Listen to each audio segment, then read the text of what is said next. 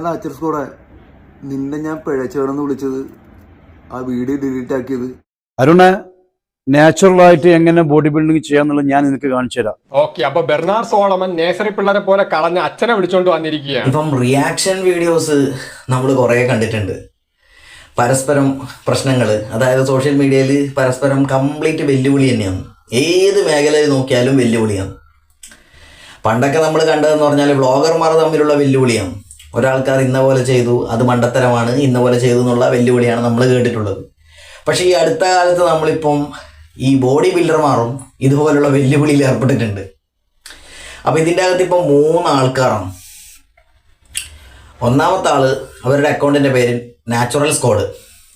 രണ്ടാമത്തെ ആൾ സോളമൻ, അതായത് Bernard Solomon എന്നാണ് രണ്ടാമത്തെ ആളുടെ പേര്. മൂന്നാമത്തെ ആൾ യാസർ ദ മാസ്റ്റർ. ഈ 3 ആൾക്കാരും പരസ്പരം അങ്ങോട്ടും ഇങ്ങോട്ടും ഇങ്ങനെ ട്രോളിക്കൊണ്ടിരിക്കുക. അത്യാവശ്യം എന്താ പറയുക, ഒരു മെച്യൂരിറ്റി ഉള്ളൊരു ഭാഗമായിരുന്നു കുറച്ച് മുമ്പ് വരെ ഈ ഒരു ബോഡി ബിൽഡിംഗ് മേഖല എന്ന് പറഞ്ഞാൽ. ഇപ്പം എന്തായി, ഈ ഒരു മേഖലയും കംപ്ലീറ്റ്ലി മിസ്റ്റേക്കായി. കാരണം സോഷ്യൽ മീഡിയ ഇപ്പം എന്തിനാണ് എടുക്കുന്നത്? പരസ്പരം വെല്ലുവിളിക്കാനുള്ള കാര്യമാണ്. ഇവരിപ്പം ജനങ്ങൾക്ക് ഇൻഫർമേറ്റീവ് ആയിട്ടുള്ള കാര്യങ്ങൾ ഷെയർ ചെയ്യുന്നതിന് പകരം പരസ്പരം അങ്ങോട്ടും ഇങ്ങോട്ടും ഇവർ എന്ത് ചെയ്യുന്നു, തമ്മിൽ വെല്ലുവിളിച്ചുകൊണ്ടിരിക്കുകയാണ്. ഇന്നിപ്പോൾ ഒരു വീഡിയോ വന്നിട്ടുണ്ടെങ്കിൽ ഇപ്പം ട്രെയിനർമാരത് പോലും ഇപ്പം എന്താ വരുന്നത്, അവരിപ്പോൾ കാണിക്കുന്നത് എന്താണ് ശരിക്കും പറഞ്ഞാൽ ഡയറ്റും കാര്യങ്ങളും, അല്ലെങ്കിൽ എങ്ങനെയാണ് ഒരാൾ ഫിറ്റ് ആവുക, അതൊക്കെയാണ് അവർ കാണിക്കേണ്ടത്. പക്ഷെ അവരിപ്പോൾ എന്ത് ചെയ്യുന്നു, അവർ തമ്മിൽ തന്നെ വെല്ലുവിളിച്ചുകൊണ്ടുള്ള വീഡിയോസാണ്. ഇപ്പം ജിം ട്രെയിനർമാരുടെ വീഡിയോ കാണുമ്പോൾ അതിൽ പലതും ഇപ്പം നമ്മൾ കാണുന്നത് എന്താണെന്നറിയോ, റിയാക്ഷൻ വീഡിയോസാണ് നമ്മൾ കാണുന്നത്. അതായത് ഈ ജിം ട്രെയിനിങ് കാണാൻ വേണ്ടിയിട്ടും എങ്ങനെയാണ് ഒരു ബോഡി ഫിറ്റ് ആക്കേണ്ടതെന്നൊക്കെ കാണാൻ വേണ്ടിയിട്ട് ആൾക്കാർ ആ ഒരു ചാനൽ എടുക്കുമ്പോൾ അതിൻ്റെ അകത്ത് കാണാൻ പറ്റുന്നത് എന്താണെന്നറിയോ നിങ്ങൾക്ക്, റിയാക്ഷൻ വീഡിയോസാണ് കാണാൻ പറ്റുന്നത്. അതായത് വേറെ ആരെങ്കിലും വെല്ലുവിളിക്കുന്ന വീഡിയോസാണ് നമുക്കിപ്പോൾ അതിൻ്റെ അകത്ത് കാണാൻ പറ്റുന്നത്. എന്താണ് നമ്മുടെ നാടിൻ്റെ അവസ്ഥ അല്ലേ? ഒരു രക്ഷയുമില്ല ഒരു മേഖലയിലും. ഇപ്പം പരസ്പരം വെല്ലുവിളിക്കാനും അതുപോലെ തന്നെ മറ്റുള്ള ആൾക്കാർക്ക് പിന്നെ അപമാനം ഉണ്ടാക്കാനും കളിയാക്കാനും മാക്സിമം അതിൻ്റെ അകത്ത് തമാശയാക്കാനൊക്കെ ആയിട്ടാണ് ഇപ്പോൾ ഈ ഒരു പ്ലാറ്റ്ഫോം എല്ലാവരും ചൂസ് ചെയ്യുന്നത്. നെഗറ്റീവ് പബ്ലിസിറ്റി തന്നെയാണ് എല്ലാവർക്കും ഇഷ്ടം.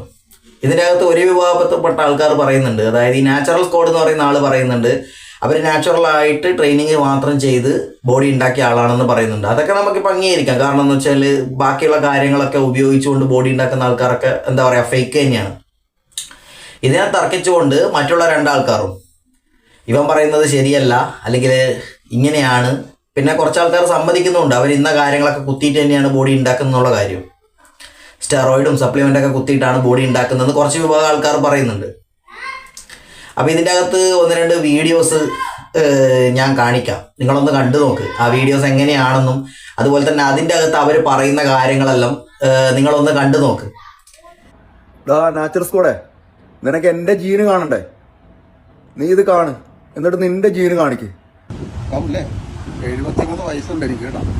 ഇപ്പോഴും ഈ കാണുന്ന കടലിനോട് മല്ലടിച്ച് ജീവിക്കുന്നവരാണ് ഞാൻ.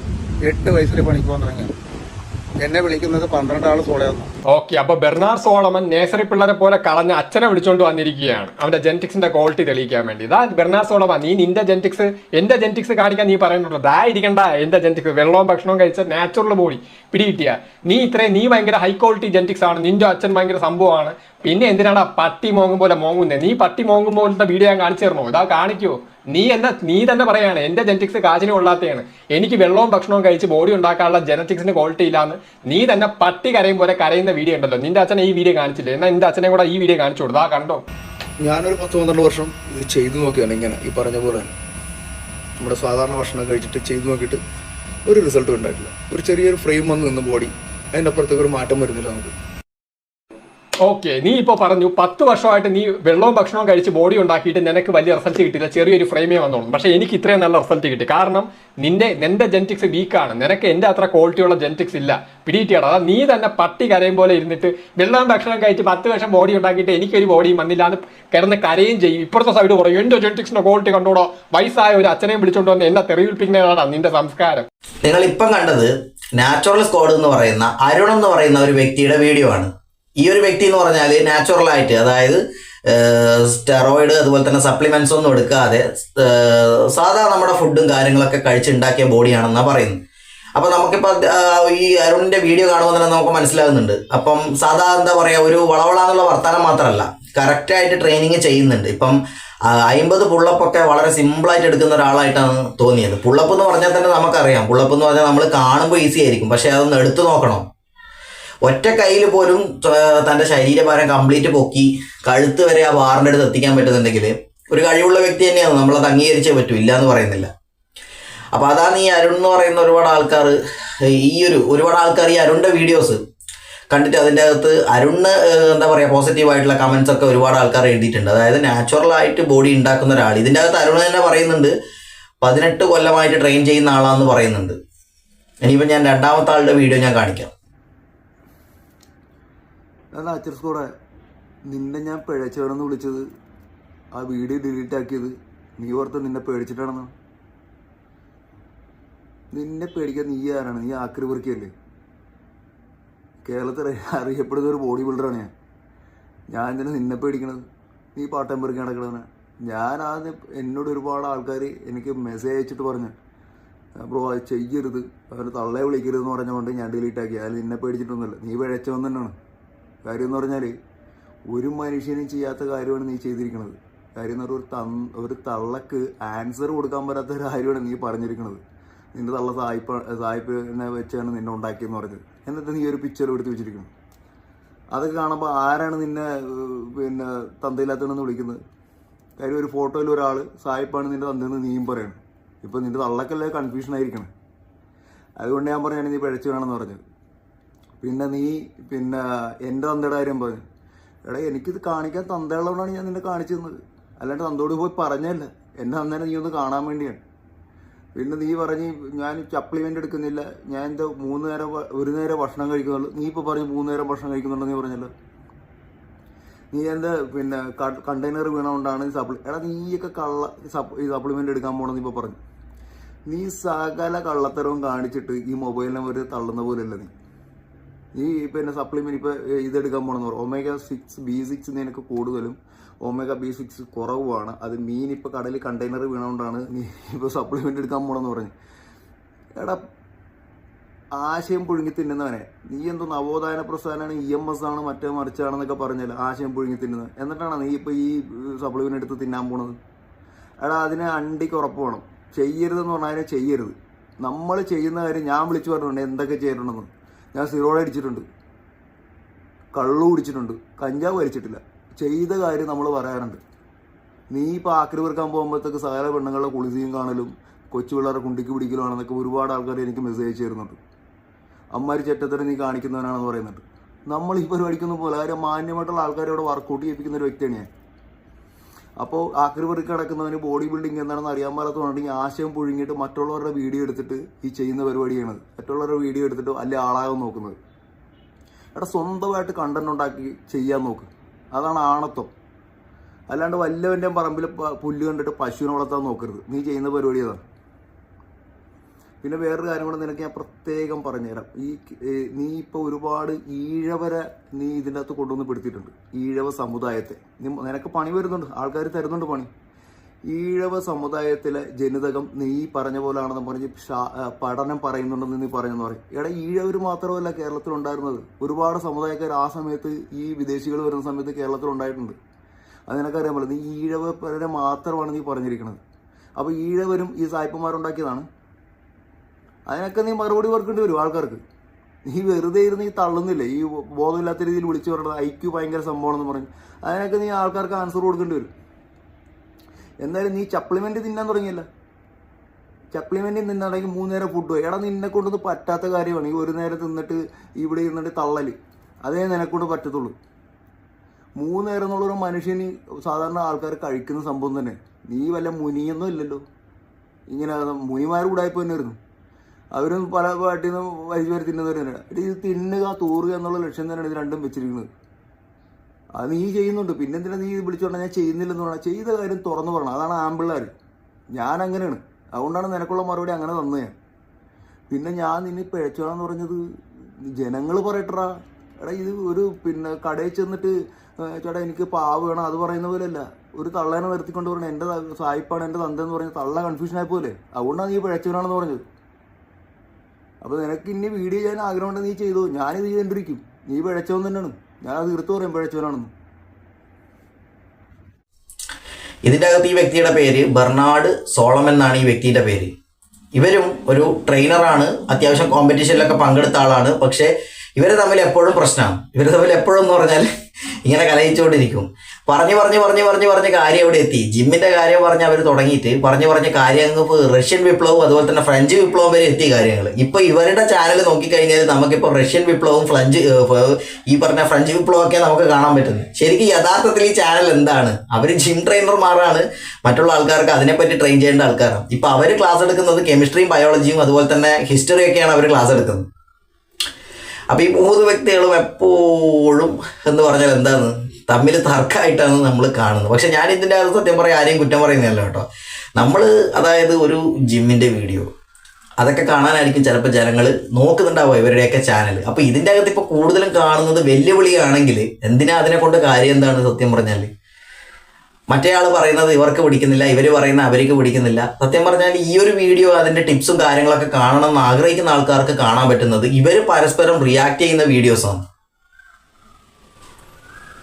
ഇനിയിപ്പോൾ ഞാൻ മറ്റൊരു വീഡിയോ കാണിക്കാം. ഈ ഒരു വീഡിയോ നിങ്ങൾ കണ്ടു നോക്ക്. അരുണ്, നാച്ചുറലായിട്ട് എങ്ങനെ ബോഡി ബിൽഡിംഗ് ചെയ്യാന്നുള്ളത് ഞാൻ നിനക്ക് കാണിച്ചു തരാം. നമ്മളൊരു പുതിയ കഥയാണ്. സൽമാൻ, ഇത് നമ്മളടുത്ത് വന്നിട്ട് 1 മാസമാകുന്നുള്ളൂ. നീ പറയുന്ന ഭാഷയിൽ വെള്ളവും ഭക്ഷണം അത് കൊടുത്തിട്ട് ഇപ്പൊ നിന്റെ ഫ്രെയിം ഉണ്ടല്ലോ ബോഡി, ആ ബോഡിനെക്കാട്ടിയും കാണാൻ മാത്രം ഈ ബോഡി 1 മാസം 2 മാസം കൊണ്ട് ഉണ്ടാക്കിയിട്ട് നിന്റെ മുമ്പിൽ ഞാൻ കാണിച്ചു തരും. നിങ്ങൾ ടീഷർട്ട്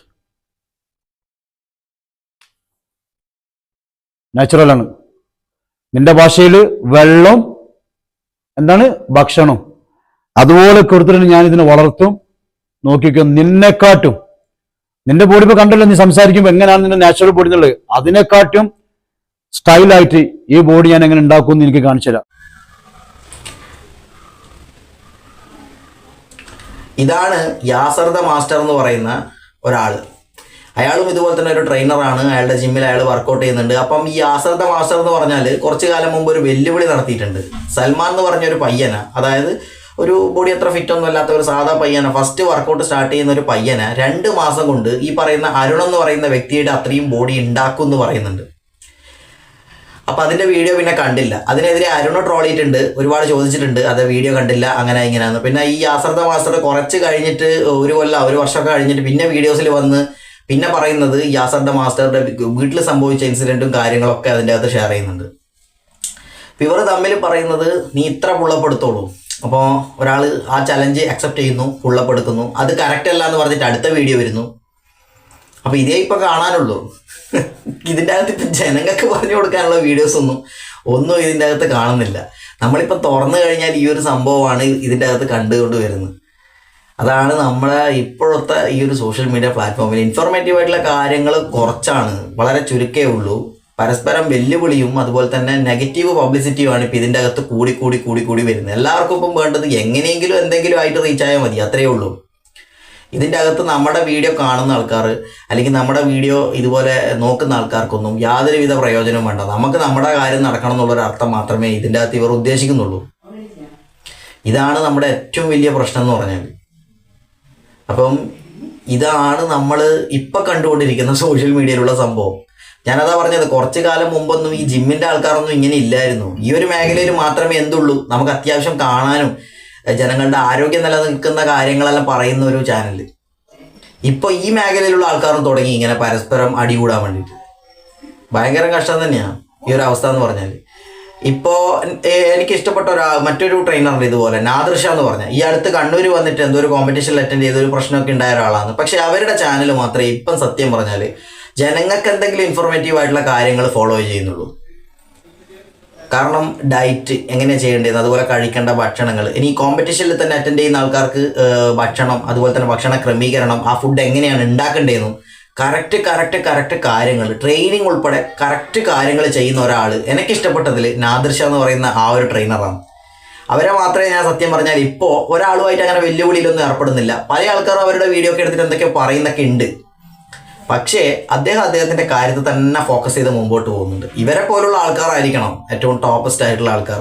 ഇവരാണ് യഥാർത്ഥ ഇൻഫ്ലുവൻസർ എന്ന് നമുക്ക് വിളിക്കാൻ പറ്റുന്നത്. കാരണം ജനങ്ങൾക്ക് ആവശ്യമായിട്ടുള്ള ഇൻഫോർമേറ്റീവ് ജനങ്ങളിലോട്ട് കൃത്യമായി വിടുന്ന ആള് അതാണ്. പക്ഷെ അവരുടെയൊക്കെ വ്യൂസും ഈ നെഗറ്റീവ് പബ്ലിസിറ്റി അല്ലെങ്കിൽ റിയാക്ഷൻ വീഡിയോന്റെ വ്യൂസും തമ്മിൽ നോക്കുമ്പോൾ ഈ റിയാക്ഷൻ വീഡിയോസിനാണ് ഏറ്റവും കൂടുതൽ വ്യൂസ് കിട്ടിയിട്ടുള്ളത്. അതെന്തുകൊണ്ടാണെന്ന് അറിയാം നിങ്ങൾക്ക്?